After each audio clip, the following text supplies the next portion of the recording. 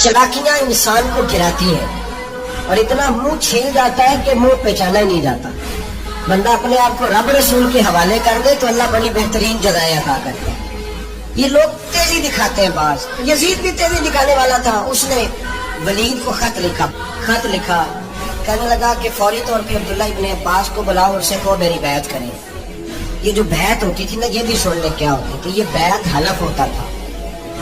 حلف کہ میں اللہ رسول کے نام پہ حلف دیتا ہوں کہ میں یزید کی اطاعت کروں گا, میں اس کے خلاف کوئی بغاوت نہیں کروں گا.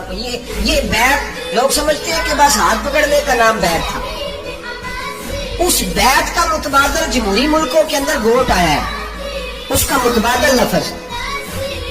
تو کہا بیعت کرے. حضرت عبداللہ ابن عباس کو بھی بلاؤ, عبداللہ بن زبیر کو بھی بلاؤ, امام حسین کو بھی بلاؤ. امام حسین آدھی رات کے وقت بیٹھے تھے مسجد نبوی میں, کیونکہ 5 نمازوں کی آپ امامت کرتے.